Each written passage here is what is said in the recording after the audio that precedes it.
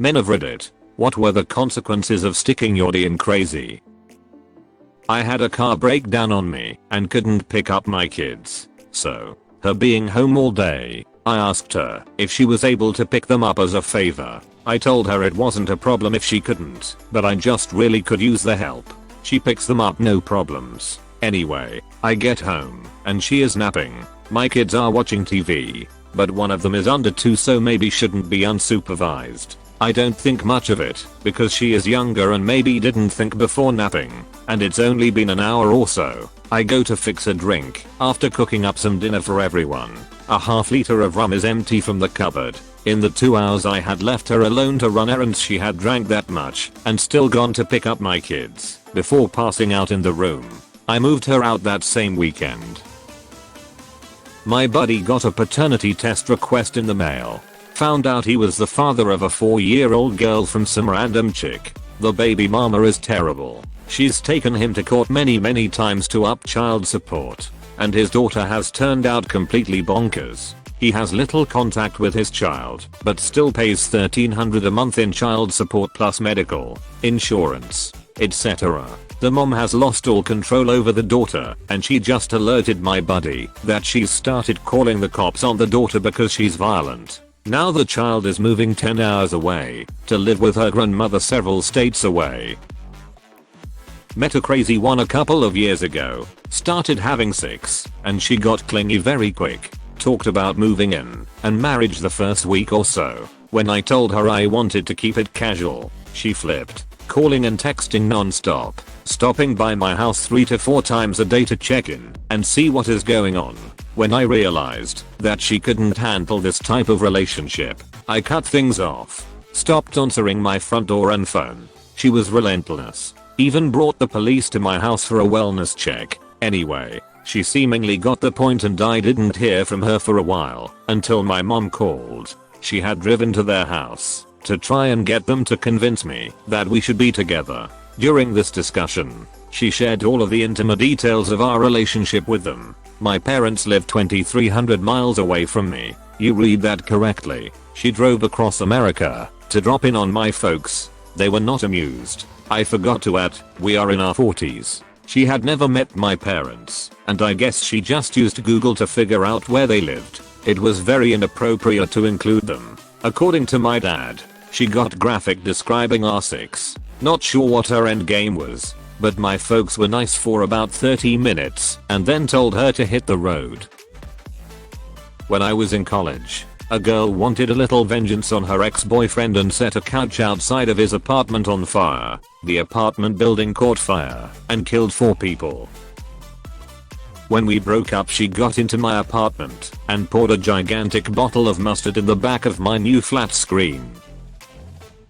She slept with someone at her work Christmas party, then came back and tried to tell me she was 5 weeks pregnant with my baby. She proceeded to get wine drunk when I told her that I'd support her decision, but I sure was shit wasn't going to propose or get back together if it was mine. She got an abortion, but refused to let me know when or where it was. I'm 100% sure wasn't pregnant with my child, given the fact that I couldn't perform for a couple weeks due to a giant gash in my leg. I couldn't perform for a couple weeks due to a giant gash in my leg. By any chance, were you bitten during a blowjob? META. We had a fight. We were then having makeup sex. She was giving me a blowjob and stopped, turned her head to the left and bit my inner thigh. 38 years later, and I still have the scar. I was absolutely terrified. I was about to read that she bit your dick. I mean, this is still insane and bad, but I'm just thanking the Lord it wasn't your dick. You really care about his dick, huh? Yes. She broke up with me, then stalked me, and sent me suicide threats for a year afterwards.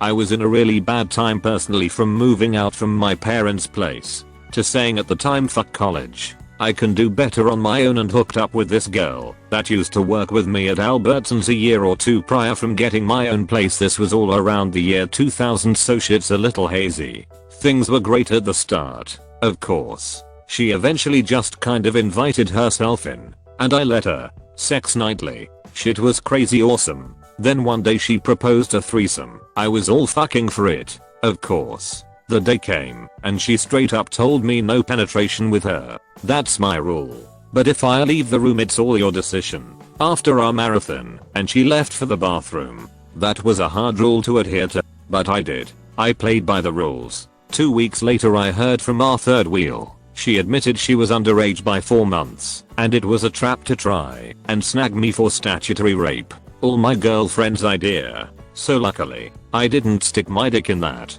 Needless to say, shit rapidly declined with my girlfriend. I got her kicked out of the apartment with police assistance. A month later she tried to contact me saying I'm pregnant and you're the father. I always used condoms that I bought. She didn't provide. So I said come back to me when you give birth and I'll prove otherwise. She did. She then filed child support paperwork. Now here's where shit really gets sideways. It wasn't mine. It wasn't 3 other people that were DNA tested. It was her stepfather's. Just recalling this story, that even to this day my wife doesn't know about, makes me want to scrub with a Brillo pad straight on my dingus. Now trapped in a relationship with someone I work with. If we break up, she'd do something wild enough to get me or us both fired, secretly seeking a better job elsewhere or transfer. I've learned my lesson. That one is known as, don't dip your pen in the company ink. I know somebody who had their pubes burned in their sleep. Blowtorch.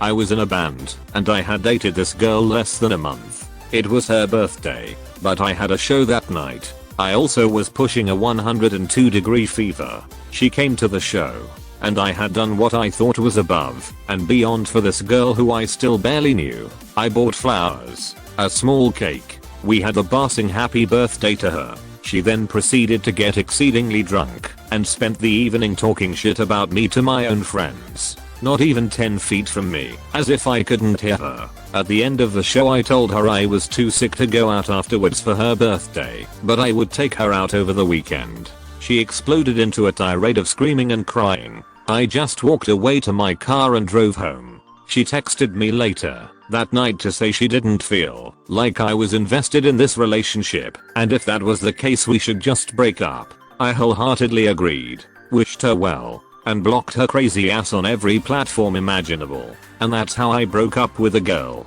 on her birthday, by text message.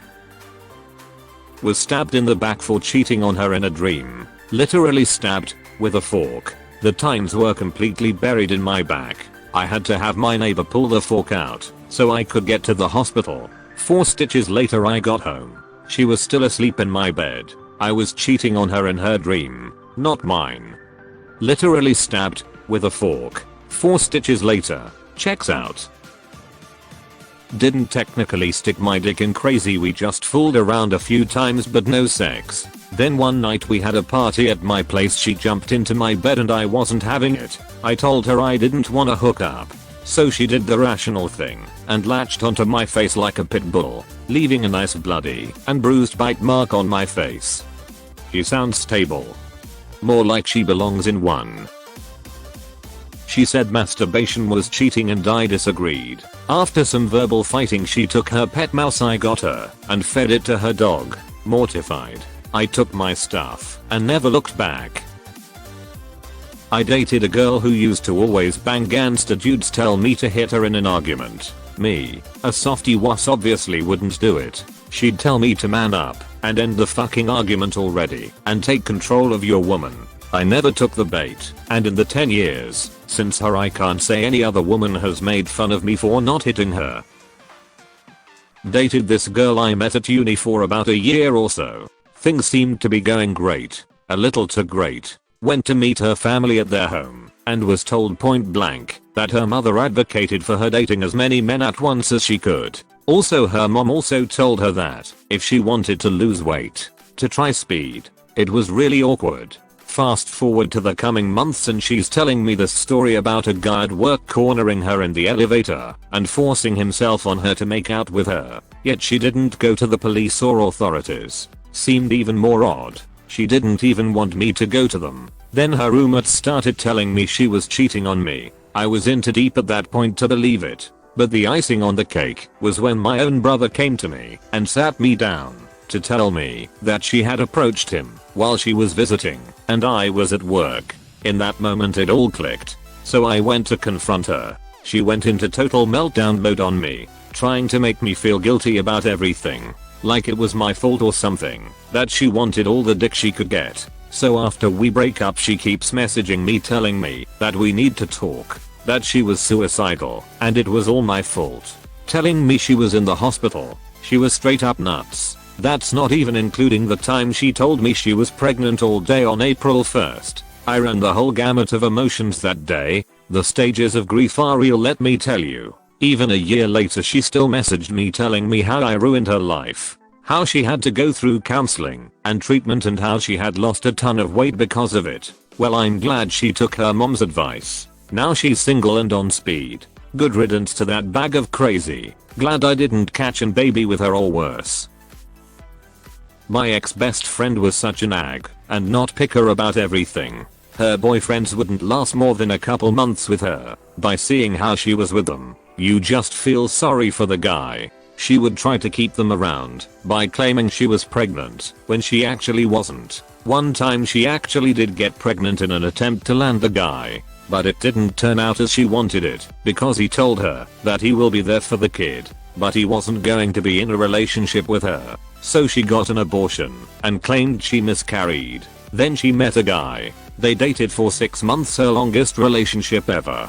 She was 27 by the way, and she got pregnant. He wanted to do the right thing, so he married her. I went over to their house for dinner once while she was pregnant, and I just couldn't see how he was able to put up with her. She was nitpicking everything he did right in front of me while he was making dinner, and by that I mean she was literally standing behind him while he was cooking and saying things like, "You're adding that to the potatoes? That looks disgusting," and so on. I literally felt sorry for the guy. Well, about 2 months after she had the baby, he filed for divorce and got sole custody of the baby because she was crazy and a hoarder. Her family stood behind him 100% and helped him gain custody. After I broke up with her, she called my family members one by one to falsely claim I have raped her. She continued to harass my family by having her friends call and send messages to my sister claiming she is in hospital having committed suicide. This all happened in the days my friends saw her going out with other men.